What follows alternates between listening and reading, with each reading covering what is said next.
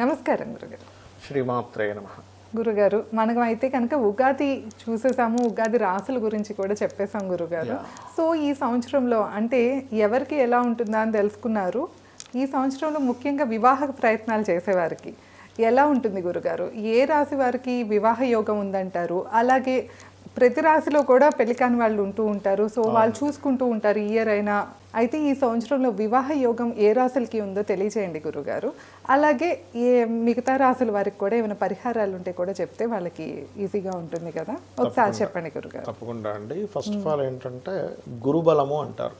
మీరు ఏదైనా ఇప్పుడు టెంపుల్లో పూజారి దగ్గరికి వెళ్ళి ఇది ఏ రాశి అంటే పలానా రాశి అంటే ఇది ఈ సంవత్సరం గురుబలం లేదులే, ఈ సంవత్సరం గురుబలం ఉంది అంటూ ఉంటారు. ఓకే. సర్వసాధారణంగా మనకు మౌఢ్యమే వచ్చినప్పుడు కూడా గురుమౌఢ్యంలోకి వెళ్ళినప్పుడు ఆ సమయాల్లో మనం వివాహాలు కానీ మేము చెయ్యం. తెలుసు కదా మీకు. ఆ రకంగా ఏంటంటే గురుబలం ఉన్న రాసులేవి మే వరకు కూడా మేషం వారికి ఉంది గురుబలం. 3వ స్థానంలో మిథునంలో ఉండే గురువు 7వ స్థానాన్ని చూస్తున్నాడు. ఓకే. మే దాటిన తర్వాత అంటే మే వరకు ఎవరికి ఉంది గురుబలము అంటే ఒకటి మేషం వారికి, రెండవది వచ్చేసి మిథునం వారికి 7వ స్థానాన్ని గురువు చూస్తున్నాడు. అండ్ అలాగే మేషము, మిథునము అండ్ సింహం వారికి గురుబలం ఉంది మే వరకు, మే మాసం వరకు. జూన్ వస్తే మళ్ళీ తగ్గుతుంది. మరి జూన్ నుంచి ఎవరికి ఉంది? జూన్ నుంచి ఎంతవరకు? నవంబర్ వరకు. ఎందుకంటే ఈ సంవత్సరం గురువు 3 రాసులు మారుతున్నాడు. సో ముందు మిథునంలో ఉంటాడు మే వరకు. జూన్ నుంచి అగైన్ నవంబర్ వరకు కర్కాటకంలో ఉంటాడు. కర్కాటకంలో ఉన్నప్పుడు కర్కాటకం వారికి వివాహానికి గురుబలం ఉంటుంది. అండ్ అదేవిధంగా వృషభం వారికి ఉంటుంది. ఎందుకంటే అక్కడ నుంచి పంచమ స్థానాన్ని చూస్తాడు, వృశ్చికాన్ని చూస్తాడు. కాబట్టి వృషభం వారికి గురుబలం ఉంటుంది మనకి జూన్ నుంచి నవంబర్ వరకు. ఎందుకంటే నవంబర్ వస్తే మనకి సింహరాశిలోకి వెళ్ళిపోతున్నాయి నవంబర్ డిసెంబర్ మాసాల్లో, కాబట్టి వీరికి ఉంటుంది. అండ్ అదేవిధంగా కర్కాటకంలోకి వెళ్ళినప్పుడు కన్య వారికి ఉంటుంది. ఓకే. ఈ 3 రాసుల వారికి ఎవరెవరికి? కర్కాటకానికి, కన్యకి అండ్ అలాగే వృషభానికి, ఈ ముగ్గురికి ఉంది వివాహ యోగం. ఇక నవంబర్ డిసెంబర్ మాసాల్లో ఎవరికి ఉంది అంటే సింహానికి ఉంటుంది చెప్పాలంటే, సింహరాశి వారికి. అండ్ అలాగే ఈ సింహం నుంచి చూస్తారు కాబట్టి మిథునానికి ఉంటుంది అగైన్ మళ్ళీ.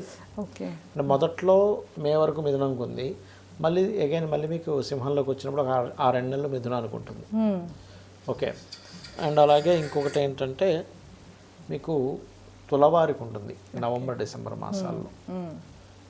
ఇది గురుబలం వచ్చేటువంటివి. అయితే ఈ గురుబలం ఒకటే కాకుండా వాళ్ళ పర్సనల్ చార్ట్లో 7th హౌస్ ఇచ్చే మహాదశలు అంతర్దశలు ఏమో వచ్చేయలేదు చెక్ చేసుకోవాలి.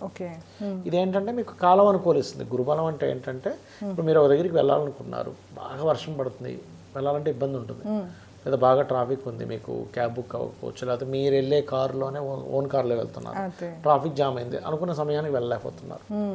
అలా కాకుండా ట్రాఫిక్ లేదు, ఏం లేదు, కారు బాగుంది, అంత బాగుందంటే టైంకి వెళ్ళిపోతారు, 6 గంటలో వెళ్ళిపోతారు. అవును. అలాగే బయట ఉండేటువంటి ట్రాఫిక్, బయట ఉండే వాతావరణం ఎలాగో గురుబలం కూడా అలా. సో ఈ రాసుల వారికి ఇక్కడ ఉంది గురుబలం అని చెప్తుంది.